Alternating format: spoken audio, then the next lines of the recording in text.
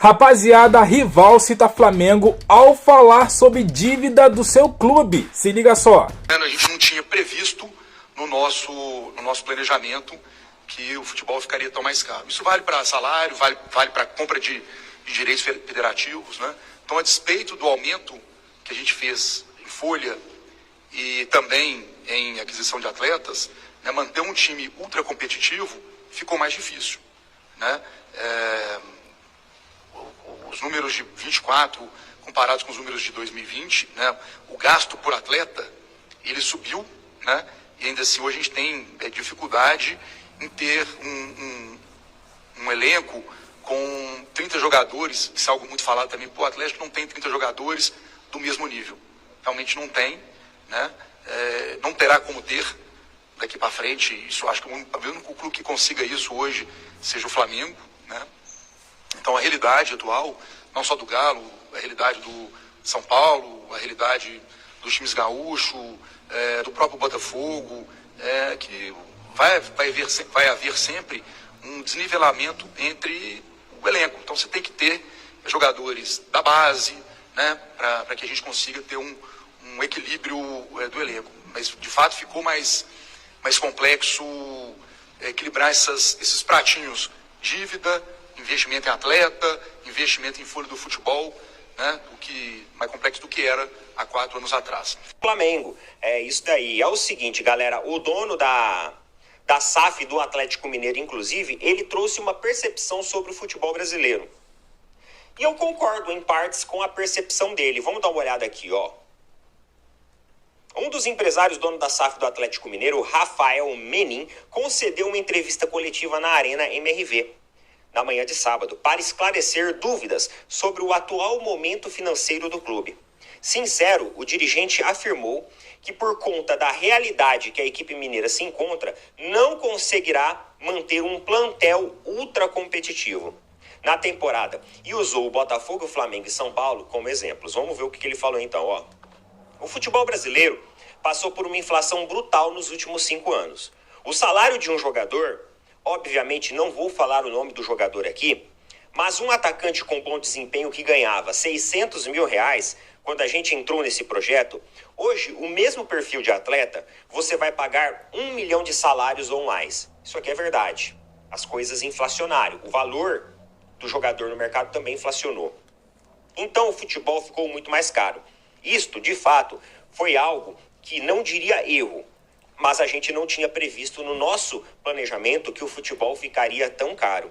Isso vale para salários, para a compra de direitos federativos. Então, a despeito do investimento que a gente faz em folha e também da aquisição de atletas, manter um time ultra competitivo ficou muito mais difícil. Nos números de 2024, comparados com os números de 2020, o gasto por atleta subiu. E assim, hoje a gente tem dificuldade em ter um elenco com 30 jogadores. Isso é algo muito falado também. Pô, o Atlético não tem 30 jogadores do mesmo nível. Realmente, não tem. Não terá como ter isso daqui pra frente. Acho que pra mim o único clube que consiga fazer isso hoje é o Flamengo. Então a realidade atual não é só do Galo, mas a realidade do São Paulo, a realidade dos times gaúchos, do próprio Botafogo. Vai haver sempre um desnivelamento do elenco. Galera, eu concordo com ele, eu acho que o futebol ele inflacionou muito, mas muito mesmo, e realmente é muito difícil você manter uma equipe competitiva hoje. É aquilo que eu falo pra vocês, eu acho que o elenco hoje do Flamengo, muita gente fala sobre o elenco do Palmeiras ser mais caro. Só que quando você olha posição por posição, o Flamengo ele tem uma maior disponibilidade de peças de reposição. É só você pegar o último jogo do Flamengo e do Palmeiras, lembra que foi ali que o Palmeiras perdeu? E observar o rodízio de atletas, o banco de reservas. O Flamengo acaba tendo mais disponibilidade. Você tem o Pedro no banco de reservas. Você tem, sei lá, Michael, Cebolinha no banco de reservas. Você tem Luiz Araújo no banco de reservas. E aí você olha pro time titular, você aí tem Gerson, tem Arrascaeta. Então vários e vários jogadores que estão no banco de reservas, eles são jogadores que poderiam tranquilamente ser titulares lá no Flamengo. E aí, você pega outras equipes, até o próprio Palmeiras. Eu acho que o Palmeiras melhorou muito a percepção do elenco nosso.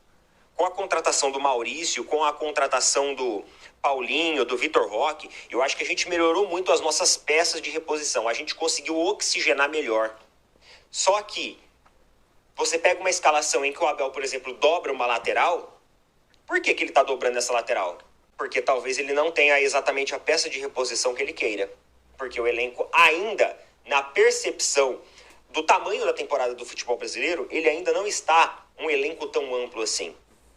E o Flamengo tem esse elenco amplo hoje. Eu falo para vocês, na minha opinião, o elenco mais amplo do Brasil, em termos de nivelamento, igual o Rafael Menin falou aqui, na minha percepção é o Flamengo.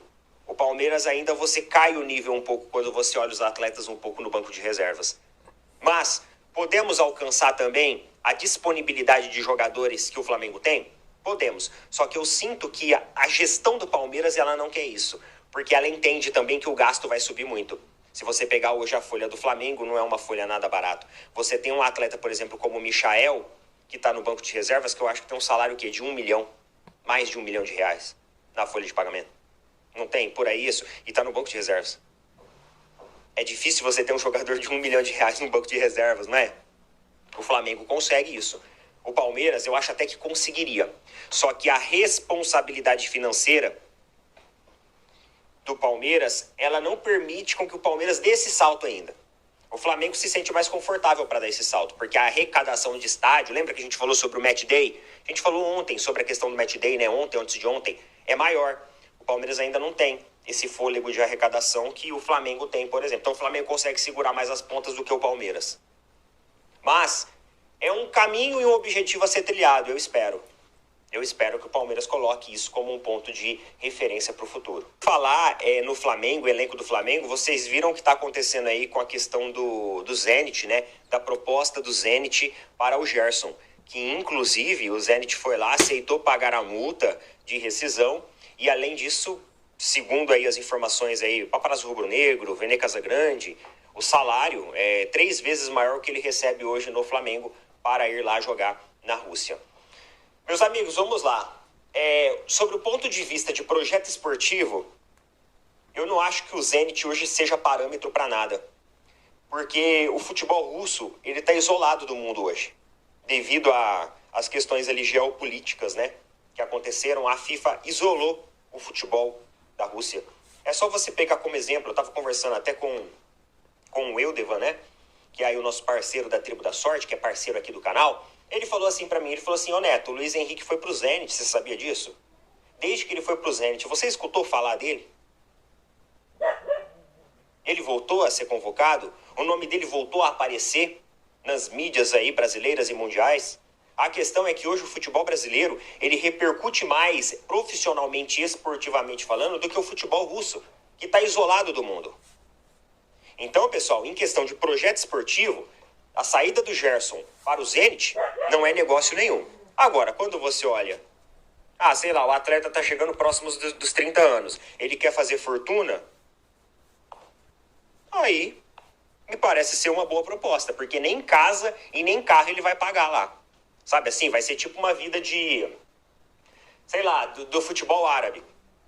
É o salário livre de tudo e, além disso, várias e várias bonificações por um gol que você faz, por uma assistência, por uma convocação, etc, etc. Só que aquele negócio, em questão de projeto esportivo, talvez você vai ficar mais isolado do mundo, como acontece com atletas que foram para lá e simplesmente desapareceram do radar. Hoje o Gerson é um cara que está sempre no radar, está no radar da seleção e tudo mais. Será que ele vai continuar nesse radar? Se ele for para lá? É 2 caminhos, pessoal. 2 caminhos e uma escolha. Aí você tem que ver. Como eu falo para vocês, eu acredito no futebol brasileiro e acho hoje o futebol brasileiro muito mais permissivo quanto a projeto esportivo. Mas um jogador que está chegando perto dos 30 anos, talvez ele queira financeiramente aproveitar o máximo de ganho e potencial que ele tenha. É errado isso? O jogador ele é um profissional acima de tudo. Se ele entende que ele já entregou tudo aquilo que ele poderia entregar, ele tá no direito dele, né? É isso daí então, meus queridos. É isso aí, rapaziada. A gente já falou do Gerson aqui, né? Mas é isso aí, tudo que o Neto falou. Esportivamente, Eu vi aqui no comentário, num dos vídeos que eu coloquei aqui, e eu vou fazer desse comentário a minha fala aqui agora. Esportivamente, a carreira do Gerson vai morrer. Vai morrer. Por quê? A Rússia, cara, o Neto disse bem aí, Luiz Henrique foi pra lá, acabou. Tava sendo convocado enquanto tava no Botafogo. Tava sendo convocado, tava jogando bem na seleção brasileira. Foi pra Rússia ganhar dinheiro. Esquece carreira brasileira, né? Seleção brasileira, vitrine. Ninguém ouve falar no nome do Luiz Henrique.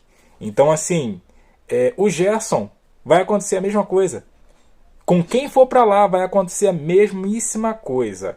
Em relação à gestão aí, né, de elenco, financeira e tudo mais, que o dirigente, né, o dono lá do Atlético, SAF, né, disse aí no começo do vídeo, e o Neto comentou, né, reagiu aí à fala dele, e é chover no molhado, né, cara? O Flamengo já há bastante tempo tem, né, mantido esse elenco e cada vez mais encorpando, né? Eu acredito que desde um pouquinho antes da era Jorge Jesus para cá, né? Já com Abel Braga, o Flamengo já tinha um plantel já com bons jogadores, Diego, Arrascaeta, Everton Ribeiro e tudo mais, né? Diego Alves. Então, assim, desde lá para cá, o Flamengo tem conseguido e mantido e encorpando esse elenco que até chegar hoje com esse elenco atual, né? Então, assim, o Flamengo faz isso com maestria e com as suas próprias pernas.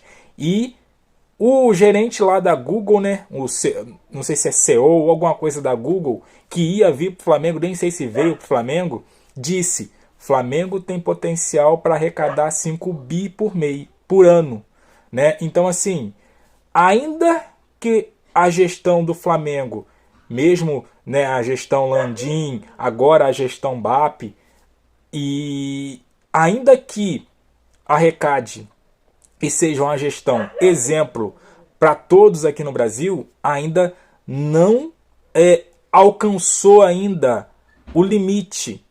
Se é que tem limite o Flamengo, né? Não alcançou ainda o teto que pode ser alcançado. Então, assim, o Flamengo é um outro nível realmente e os adversários conseguem enxergar isso. Não são todos, mas alguns conseguem. Deixa aí o teu comentário, o que você achou de tudo isso. Deixa aquele like, se inscreva, compartilha. Eu fico por aqui, até a próxima. Valeu!